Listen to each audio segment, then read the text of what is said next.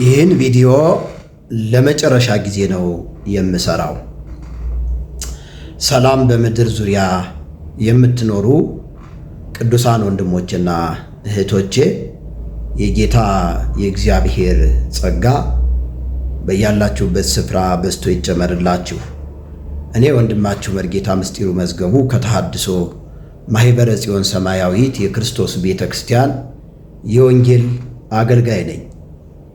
አንጀት ካለ እንባ አይገድም ይላሉ አባቶቻችን እና በሰሞኑ አንዲት ቪዲዮ ሰርቼ እንደነበረ ይታወቃል። ይቺ ቪዲዮ ለኦሮሚያ ብሔራዊ ክልላዊ መንግስት ፕሬዝዳንት ለሆኑት ለኦቦ ሽመልስ አብዲሳ እንዲደርስልኝ በማስመልከት ነው የሰራሁትኝ። ሆኖም ግን በጣም ብዙ ኮመንቶችን ተመልክቻለሁና ብዙ ቅዱሳን ወንድሞቼና እህቶቼ እግዚአብሔር እንዲረዳኝ በኮመንቶቻችሁ አስቀምጣችሁልኛል። እንዲሁም ኮመንት ብቻ ሳይሆን ደግሞ እንደምትጸልዩልኝ የነገራችሁኝ በጣም በርካታ ክርስቲያን ወንድሞችና እህቶች አላችሁና በዚህ ላመሰግናችሁ እወዳለሁ። እግዚአብሔር ይባርካችሁ። ሆኖም ግን እውነት ለመናገር አንዳንድ ሰይጣን የሚጠቀምባቸው ሰዎች እኔ ተጎሳቁዬ ጎዳና ተዳዳሪ ሁኜ ተራ ሰው ሁኜ ማየት ይፈልጋሉ። ይሄ ደግሞ የሰይጣን ሐሳብና የሰይጣን እቅድ ነው። ቤቱም እንዲፈርስ የሰይጣን እጅ እንዳለበት እኔ 100% አውቃለሁ። አያችሁ፣ ሰይጣን እኔ ምኑን ያክል እየተበቀልኩት እንደሆነ ያውቃል።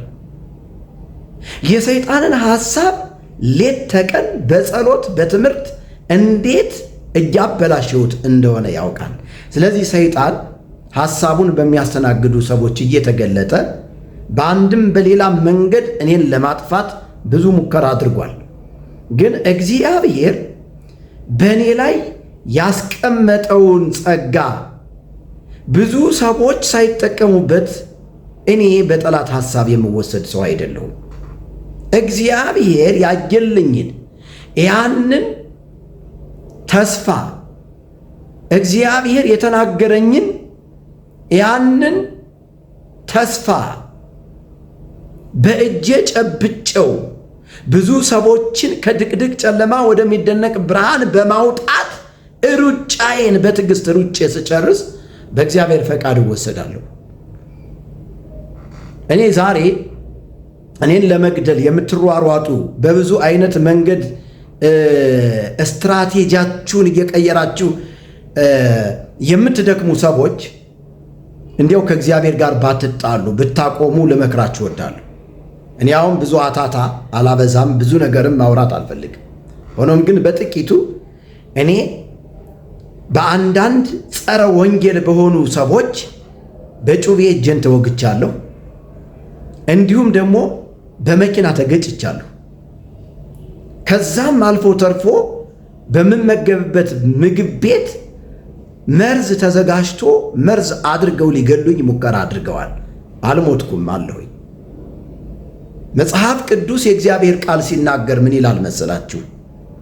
የሕፃኑን ነፍስ የሚፈልጉት ሞተዋልና ከዚህ ከግብፅ ተነስተህ ወደ እስራኤል አገር ሂድ።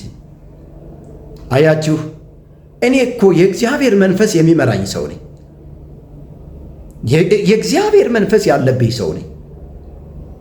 ስለዚህ ከእግዚአብሔር ጋር መጣላት ነው የሚሆንባችሁ ማለት ነውና በከንቱ የምትደክሙ ሰዎች ድካማችሁን እንድትቀንሱና እናንተም ደግሞ እግዚአብሔር ዕድል ቢሰጣችሁ ወደ ጌታ እንድትመጡ ጥሪዬን እያቀረብኩኝ ወደ ዋናው ሐሳቤ ልግባ። ዋናው ሐሳቤ ቀደም ሲል በ2015 ዓመተ ምህረት በሚዛን ሱሉልታ ቃሶ ወሰርቢ ቀበሌ በአሁኑ መናብቹ ቀበሌ ሸገር ሲቲ ተብሎ በሚጠራው እጅግ በጣም ጽድት ያለ በቪላ የተሰራ 400 ካሬ ሜትር ላይ ሙሉን እንዲዘግቼ የሰራሁት ቤት ደሜን ሳይቀር የገበርኩበት ቤት በሰይጣን ሐሳብ ፈርሷል። በቃ በሰይጣን ሐሳብ ነው የፈረሰ። የሰው እጅ የለበትም። ሰይጣን እኔን ለማግኘት፣ እኔን ለመበቀል፣ እኔን ከእግዚአብሔር መንግሥት ለማጉደል ባቀደው እቅድ እኔን ባያገኘኝም ገንዘቤን ግን አግኝቷል፣ ወስዷል። ክብሩን ጌታ ይውሰድ። ይህ ቤት በመፍረሱ ምክንያት የወለድኳቸው ልጆቼ ብቻ ሳይሆኑ በእኔ ዙሪያ ተጠልለው የሚኖሩ ሰዎች ተበትነውብኛል። የእኔ ልጆች አንደኛ ደረጃ የሚወጡ፣ ሁለተኛ ደረጃ የሚወጡ፣ በትምህርታቸው በጣም ጎበዝ ተማሪዎች እንደነበሩ በአካባቢው የሚያውቃቸው ሰው ይመሰክራል። ሆኖም ግን ቤቱ ከፈረሰ በኋላ በእውነት በእግዚአብሔር ፊት ነው የምነግራችሁ፣ ልጆቼ ከትምህርት ቀያቸው ተፈናቅለው ትምህርታቸውን አቋርጠው በአንድም በሌላ መንገድ በማይረባባ ስፍራ ቆይተዋል። ሆኖም ግን አሁን ጌታ ረድቶኝ ልጆቼን ሰብሰብ አድርጌ እግዚአብሔርን ቃል እያስተማርኳቸው ነው የሚገኘው። ትምህርታቸውን መቀጠል ይፈልጋሉ፣ መማር ይፈልጋሉ።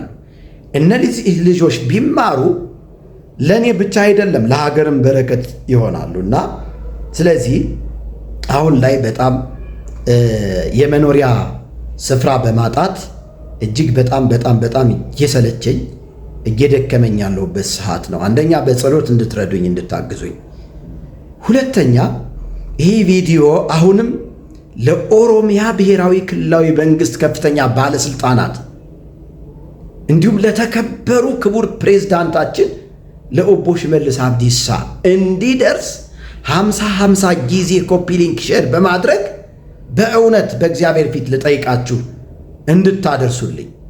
አንጀት ካለ እንባ አይገድም።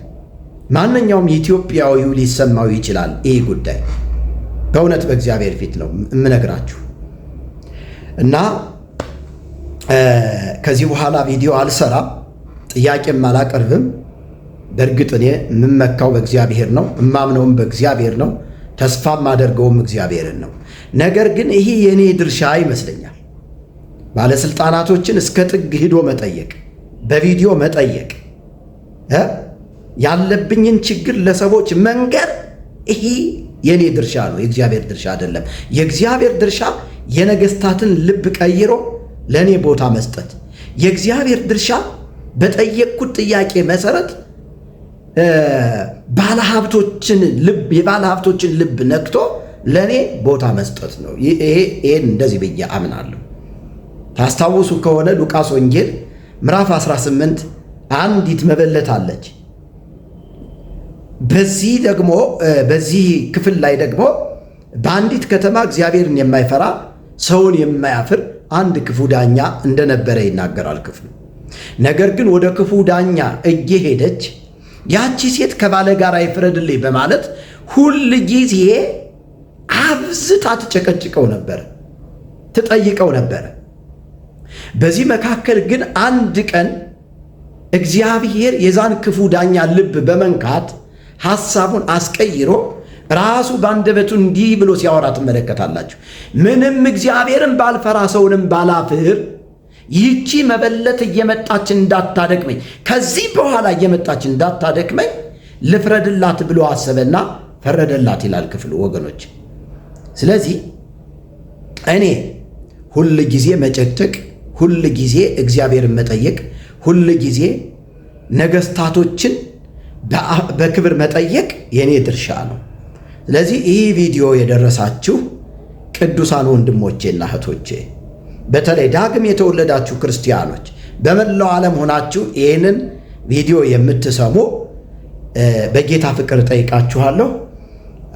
ገንዘብ ያላችሁ በገንዘብ፣ ገንዘብ የሌላችሁ ደግሞ በጸሎት እንዲሁም ደግሞ ሼር በማድረግ እንድትተባበሩኝ ስል በአክብሮት በጌታ ፍቅር ጥሬን አቀርባለሁ። ወስብሐት ለእግዚአብሔር። እግዚአብሔር ኢትዮጵያን ሕዝቦቿን ይባርክ። ከፍቅር በስተቀር ዕዳ የሌለብኝ ወንድማችሁ መርጌታ ምስጢሩ መዝገቡ ነኝ። ሻሎም